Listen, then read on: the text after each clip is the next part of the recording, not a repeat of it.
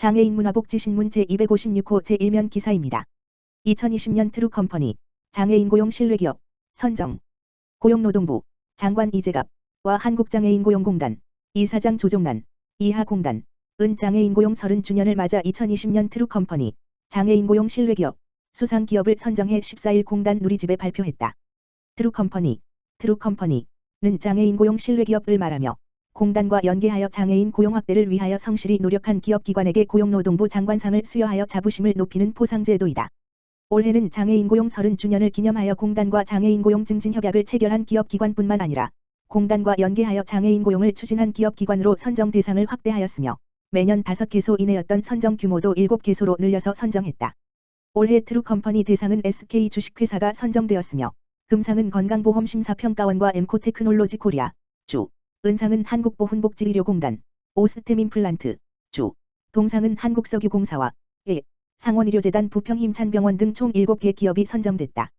SK 주식회사는 전체 장애인 근로자 중에서 중증장애인 비율 50% 이상을 유지하고 있고 공단과 이트 전문 인력 양성을 위한 씨앗 프로그램, SIAT, 맞춤훈련을 실시하는 등 현장 중심의 장애인 고용 노력을 인정받아 대상에 영예를 안았다. 또한 공단과 연계하여 이트 직군 외에 다양한 장애인 고용 직무를 추가로 발굴한 노력도 높이 평가받았다.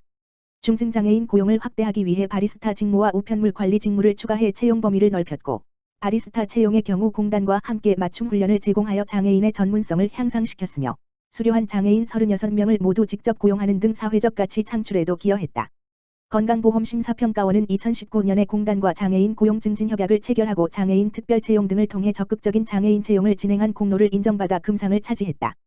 협약 후 공단과 함께 장애인 고용 직무 발굴을 위해 노력하였고 콜센터 상담직 장애인 특별 채용 진행, 발달장애인 일반 사무원 및 지체장애인 환경관리원 채용 등 적극적인 노력으로 2019년 장애인 근로자 수 108명, 장애인 고용률 3.47%를 달성했다.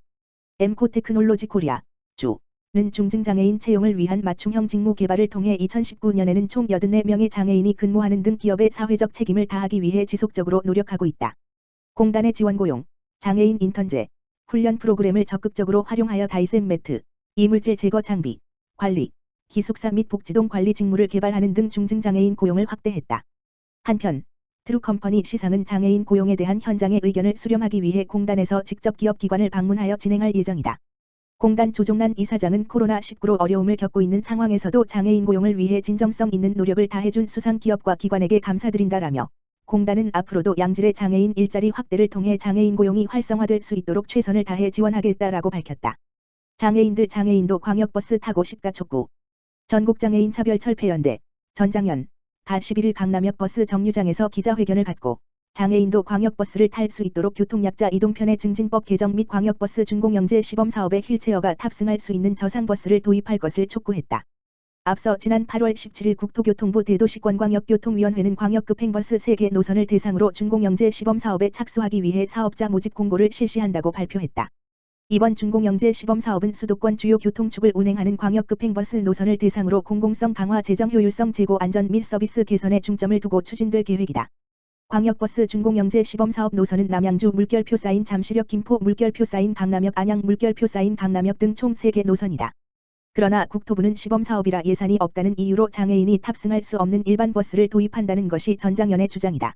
전장현은 국토교통부와 지난 2017년 9월 함께 누리는 교통, 누구나 편리한 교통을 위한 교통약자 이동권 보장 정책 공동 발표를 선언했음에도 불구하고 이를 반영하지 않았다며 광역버스 준공영제 시범사업에 휠체어 탑승이 가능한 저상버스가 도입돼야 한다고 주장했다. 전장현과 국토부의 공동 발표 내용에 따르면 휠체어 이용자가 탑승할 수 있는 고속버스 및 시외버스 운영을 2019년부터 단계적으로 도입 확대하며 농어촌버스 및 마을버스를 이용하는 교통약자의 접근성 제고를 위해 중형 저상버스에 대한 재정 지원을 2020년부터 적극 추진한다고 나와 있다.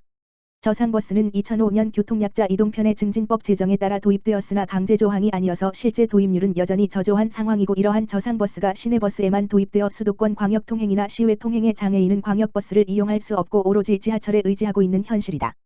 김포와 남양주에서 서울을 잇는 2층 버스만이 장애인이 이용할 수 있는 유일한 광역버스인 셈인 것. 경기장애인 차별철폐연대 권달주 대표는 장애인의 의견을 전혀 수용하지 않고 일방적인 발표였다. 장애인들이 이동에 목말라 있음에도 불구하고 정책을 만들려고 할 때 왜 당사자의 목소리를 듣지 않는 것이냐? 국토부도 말은 하겠다고 하지만 늘 지자체에 떠맡긴다면서 국토부에 이의를 제기한 결과 아직 그 단계까지 갈 수 없다고 한다. 예산을 따지는 것이 아니라 이동약자들이 함께 타고 이용할 수 있는 버스를 도입해야 한다고 말했다. 이어 권 대표는 길거리에서 많은 버스를 보면서도 바라볼 수밖에 없는 세상을 살았다. 말만 중공영재가 아니라 장애인도 직장을 가지고 공부를 하고 이용하고 싶을 때 고민하지 않고 이용할 수 있는 정책을 만들어달라고 피력했다. 김포장애인 자립생활센터 김진수 소장은 우리도 광역버스를 타고 싶다고 그렇게 외쳤고 광역버스를 잡고 투쟁을 많이 했다. 벌금도 많이 맞고 욕도 무지하게 많이 먹었다. 그럼에도 우리가 투쟁하는 이유는 장애인도 비장애인과 같이 버스를 타고 싶어서라면서 임산부, 노약자, 장애인이 같이 탈 수 있어야 하지만 광역버스는 절대 탈 수 없다. 우리도 광역버스를 타고 강남에 가서 쇼핑도 하고 여러 사람을 만나고 싶다.